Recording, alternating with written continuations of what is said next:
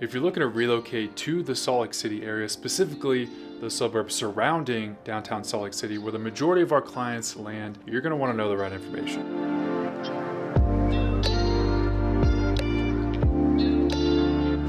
If you're thinking about relocating to Salt Lake City, this is the video you need to watch. And as a bonus, at the end of each suburb, I'm going to give you my top takeaway if you're thinking about relocating to that location. Now, Millcreek, Utah has a population of around 62,000 people. That's about average for most suburbs in the Salt Lake City area. And what makes Millcreek particularly unique and why a lot of people love living there is it has that perfect blend of urban access and the amenities to downtown Salt Lake City, right? We're talking all the shopping centers, those popular restaurants, but it still has very close and convenient access to the ski resorts and to the Wasatch Mountains. I jokingly call Millcreek the brunch capital of Salt Lake City. Some of my all-time favorite breakfast and brunch restaurants are located here. We're talking Beaumont Bakery, Roots Cafe, Eggs in the City. Millcreek is known for having a lot of local owned businesses. Millcreek is also located right next to Millcreek Canyon, and Millcreek Canyon is a really popular location for outdoorsy people that love hiking and biking. It's beautiful, especially in the fall time when the leaves start to change colors. If you were to picture the neighborhoods in Millcreek, it's very walkable, and there's a really diverse range of the type of homes that you can find there. We're talking those World War II era homes that were built in the 40s and 50s, all the way to some of the newer developments in the Millcreek area. You can kind of find a little bit of everything, and Millcreek has a certain charm to it that you really just can't find anywhere else. Now, the population growth trends in Millcreek have remained the same over the last few years, unlike a lot of other suburbs in Salt Lake that have seen massive expansion. Part of that reason is because Millcreek is already its own defined suburb. It's not really growing in terms of geographical area, and you can also attribute it to the fact that when people move to Millcreek, they rarely leave. People that live in Millcreek often tend to stay there for a long time period. To give you a quick example of what I mean by people that love the outdoors tend to live in the Millcreek area, I had one client who was literally walking distance from the local REI store. That's something that you'll notice not just in Millcreek, but a lot of these other suburbs that we're going to mention.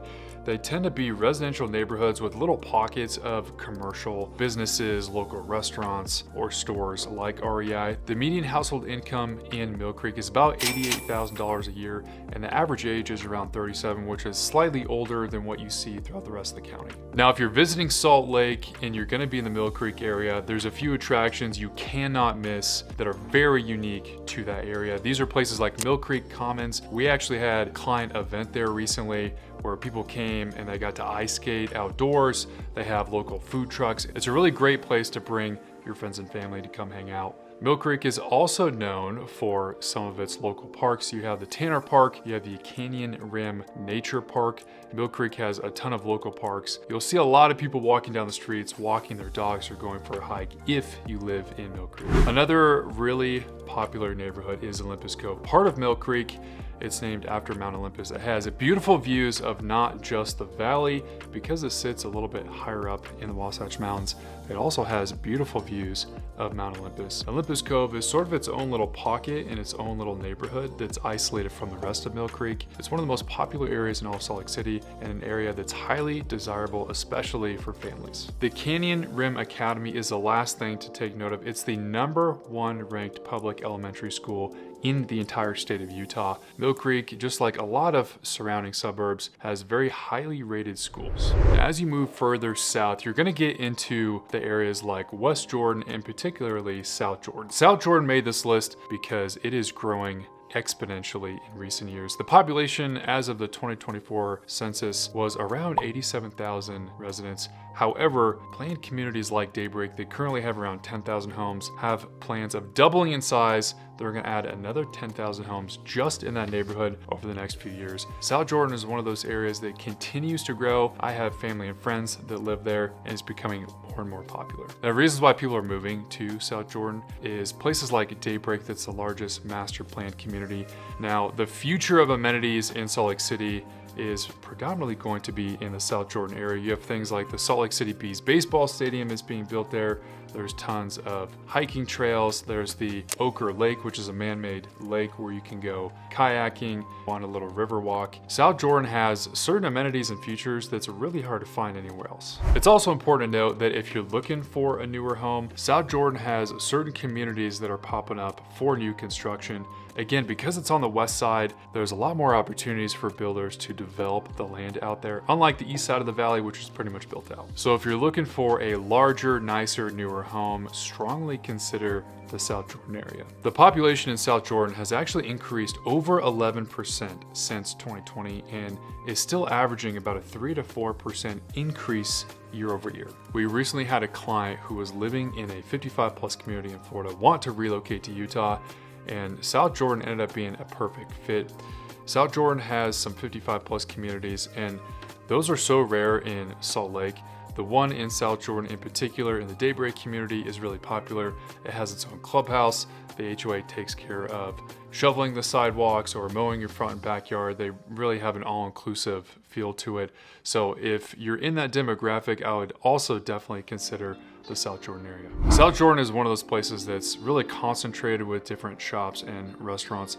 Tons of different things to do, especially if you have kids. There's trampoline parks, there's local restaurants to hit up. One of the key takeaways of South Jordan is the fact that there's so many upcoming attractions. Things like the downtown Daybreak area that they're developing that's going to be commercial mixed use space. Now let's talk about Holladay. This is one of those areas that I think has some of the most potential moving forward. And the reason why I think that is, think about the 2034 Olympics. Small towns like Holladay that only have a population of around 20,000 people is likely to see some of the most, economic and financial impact of the Winter Olympics because of its close proximity to the ski resorts. And then you have things like the Holladay Hills development, where there's so few mixed use spaces on the east side that I think Holladay is really going to be put on the map. What makes Holladay particularly unique, it has that small town feel.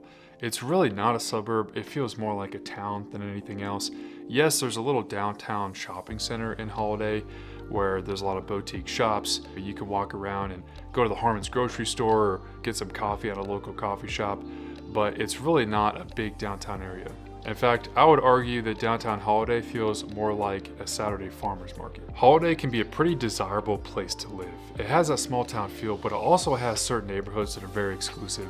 In fact, some of the most expensive real estate for sale can be found in these neighborhoods of Holladay. The population trends in Holladay over the last few years is actually kind of the opposite of what you see in the rest of Salt Lake. There's been about a 6% decline in the overall population since 2020. Because it's such an exclusive place to live and the real estate prices have been going up, it's possible that the home prices in Holladay have pushed out people into other suburbs, or perhaps you're just seeing a lot more people downsizing and relocating in different areas. For people that have a more flexible budget and they want to live in that smaller town feel, but they still want to be on the east side with easy access to the Wasatch Mountains, Holladay is probably the perfect fit for you. The median income is about $107,000 a year, and what's really interesting is, of all the 6 suburbs we're going to talk about, the median age of 40 is actually the oldest of any major suburb.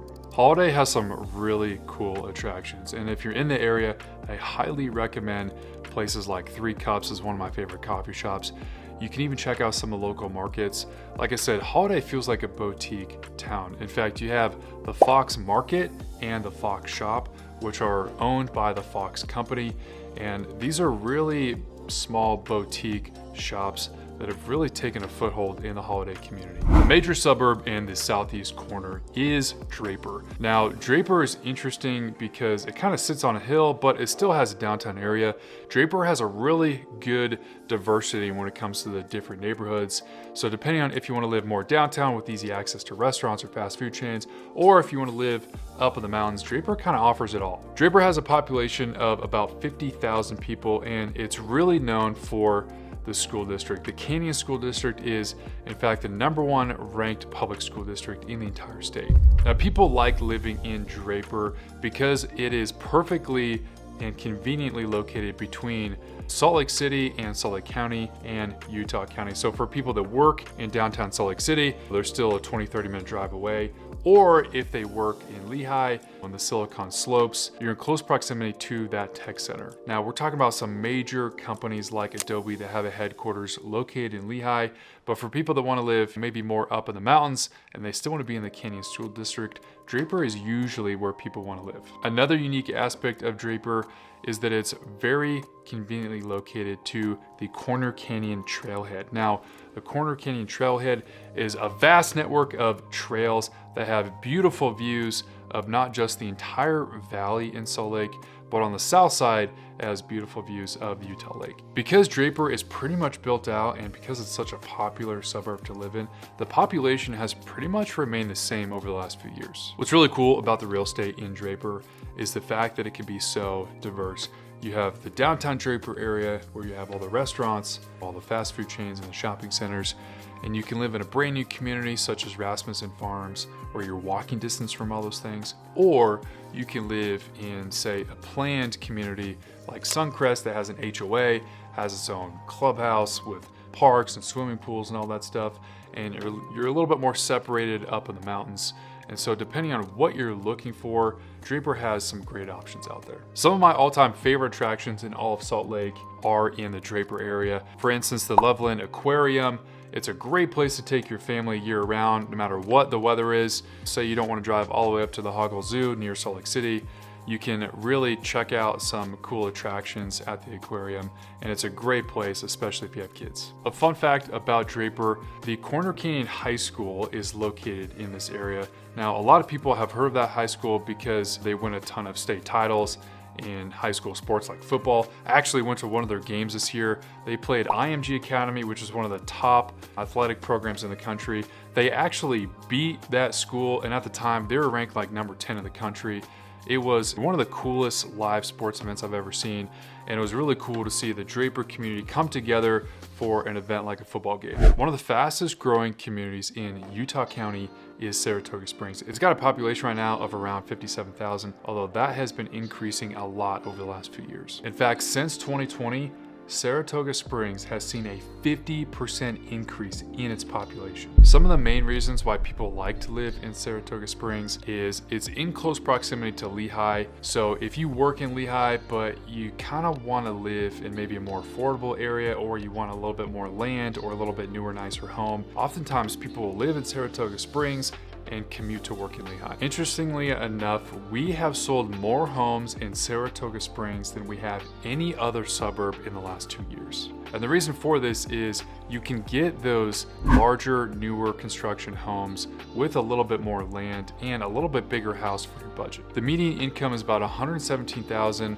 and interestingly enough, the average age is actually 22. That means there's a lot of kids and families that live in the Saratoga Springs area. Now, some of the best attractions if you're living in Saratoga Springs isn't necessarily in that suburb. A lot of the most popular attractions are actually in Lehi because it's a much bigger town, but it's a very short commute.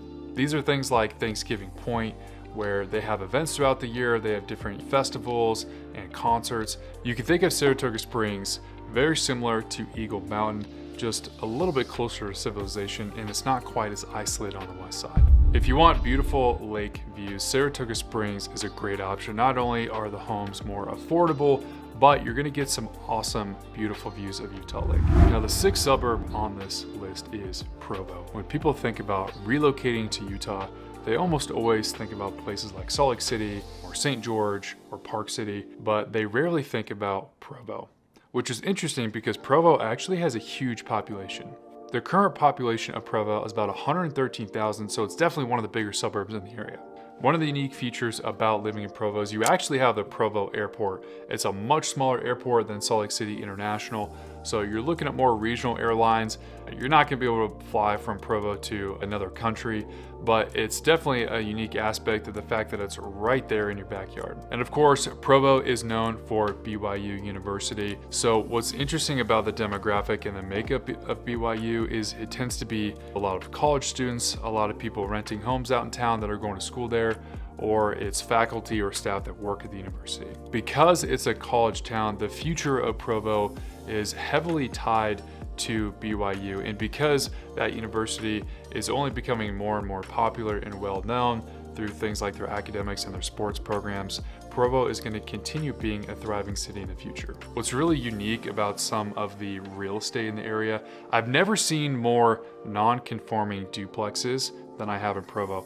A non-conforming duplex meaning it's actually a single family home, but there's a basement that has its own living space. There's a lot of students that live in these mother-in-law basements that are going to school locally.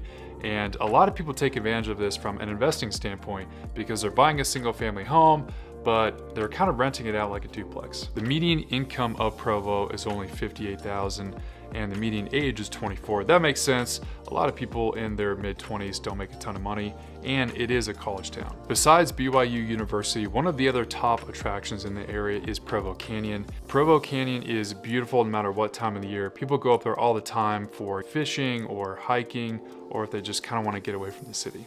And probably the most unique aspect of Provo is the downtown area. It's a very historic area. That town has been around for a long time, and it has that small town feel where you can really walk downtown and see these different shops and these different restaurants. So you have a good mix of that downtown sort of boutique area in Provo. You've got the university and all that has to offer, and you have things like the local canyons. Before I moved to Salt Lake City, I did a ton of research on all these different areas, and it can be difficult to navigate these different suburbs. So if you need help with that, make sure to reach out to us. Our contact information is in the description below and pinned to the top of the channel. We'd love to help you make that smooth move to Salt Lake.